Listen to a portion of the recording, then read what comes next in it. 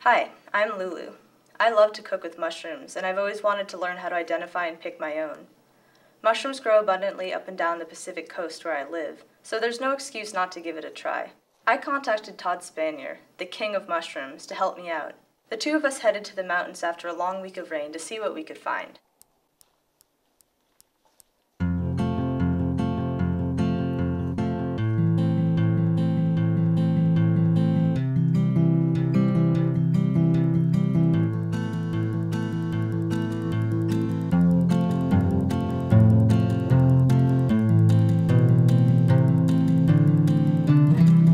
You want to be a steward of your patches. The mentality to have is take only what you need for yourself.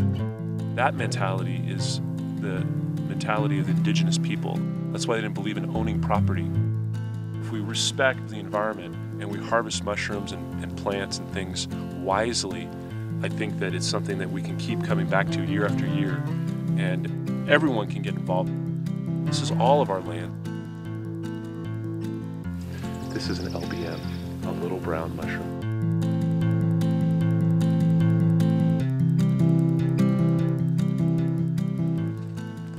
How to identify mushrooms. That's what we're going to talk about today. There's an old rule in mushroom hunting: when in doubt, throw out. Here we are, we have Ruschula medica, I believe, and the first mushroom here, this is not deadly poisonous, but toxic. It's not something you'd want to eat. But you can touch it. You can touch mushrooms. Mushrooms, there's nothing in nature that is so deadly that you can't touch it or smell it or taste it. Humans make things like that, but Mother Nature doesn't. So if you go down the middle of this, you can see how the flesh is white, the cap is red. Those are two different identifying factors. Another identifying factor is how is the stem flexible, or is the stem fibrousy, or does the stem do this? And watch, see how it snaps like chalk? It broke just now, just like chalk. There's a lot of different species of Ruschula. They all have white gills underneath. They all have different colored caps, and they all have white flesh. But what you do is you take a little piece of the Ruschula and kind of break it up in your mouth and put it in the tip of your tongue, and you'll get this real strong black peppercorn bite. And you just spit it out. When you identify mushrooms, you're using all of your senses. You're using your eyes, your touch, your sense of smell, and your sense of taste. And this is what helps you to properly make identification.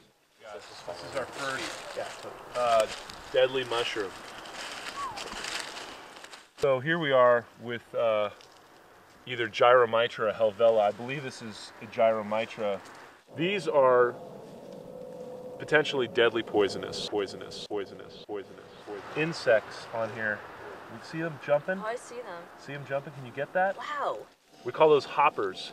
They bore through the mushroom and they just disintegrate it. You can see how this mushroom is just disintegrated from these little hopper insects. I would have thought they were spores. Nope, they're hoppers. And a lot of times if you don't look, you'll pick the mushroom up and smell it, and you'll smell in a little hopper. So if you guys learn anything from your experience here today with me, and this you should take home with you, even at the store when you go to shop for mushrooms: never ever eat mushrooms raw. The worst thing you could ever do to yourself and your body and your health is to eat mushrooms raw. There's many reasons for that. This is the primary reason. This mushroom has a chemical in it that is similar to that of jet fuel. To find the mushroom is to find the tree.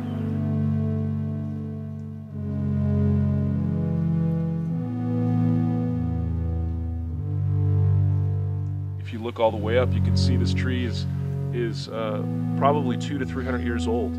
It's important to remember this tree when trying to identify candy caps. The two share a symbiotic relationship, with their roots intermingling.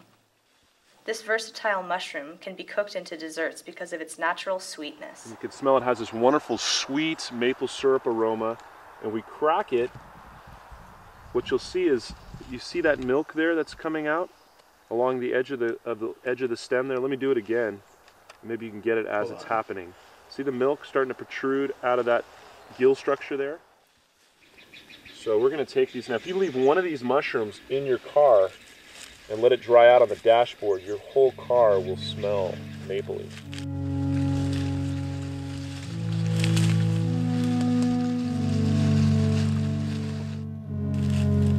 This is the California golden chanterelle, Chanterella sebaris, but we think that the species should be changed because it's very different than Chanterella sebaris that grows in other parts of the world. We have the largest golden chanterelle in the world. Too bad, once again, if you had smell-o-vision, you could smell that underneath, and you could smell that sweet, kind of apricot-y, pumpkin aroma that the chanterelles have.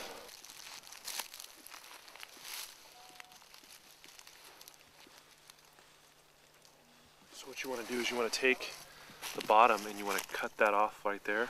Put that back in the hole where you got it, and you can brush off the top like that.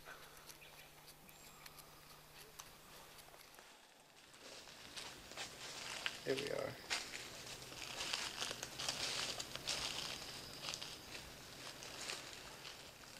Ta-da!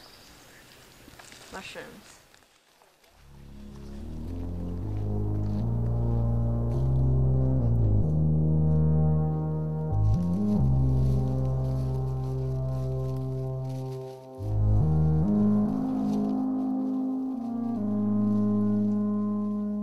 She spotted it, good eye, and here we have it.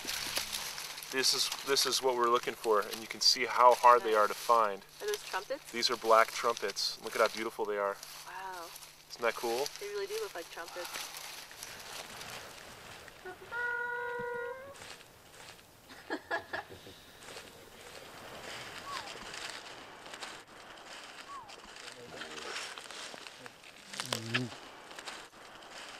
The best way to find them is early in the morning and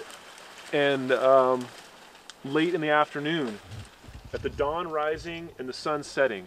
And the reason for that is I'm right here, I'm on the hill, all right, and I'm looking up this way. And what I'm looking for is that gray silver color. Now, if I had a headlight on and there wasn't sunlight and I looked up, the light would actually reflect off of the black trumpet underneath it. Let me show you. So you can see this silvery gray underneath, and you can see how the light refracts off of it differently than it refracts off of the top. You sense the habitat, you smell it in the air, and you know where you're looking for them. We're looking for them at the bases of evergreen huckleberry. This is evergreen huckleberry, and we're under tan oak. And off in the distance around us is redwood trees, and there's some redwood right there in front of me. This is the habitat, one of the best habitats for black trumpets. Yeah, this is what mushroom hunting's all about right here. If you could smell that, you would smell this dark, rich, foresty, chocolatey earthiness.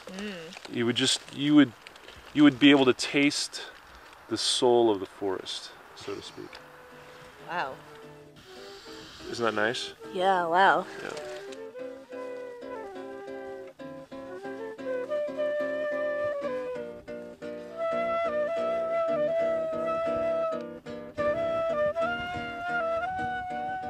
After a long day in the woods, we headed to a bluff overlooking the Pacific Ocean for a much-needed break, along with some unexpected musical accompaniment. Later that day, Todd took us back to his kitchen, where he showed us how to make a delicious omelet. And it was delicious.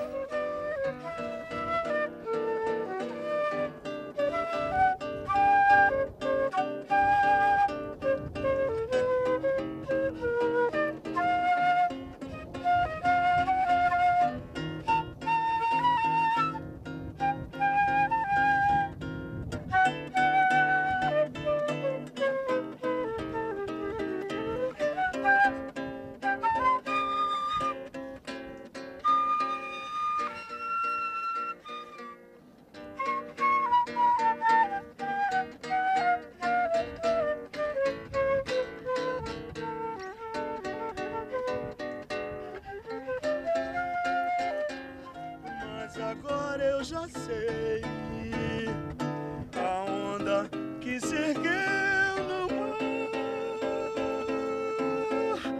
e das estrelas que esquecemos de contar. O amor se deixa surpreender enquanto a noite vem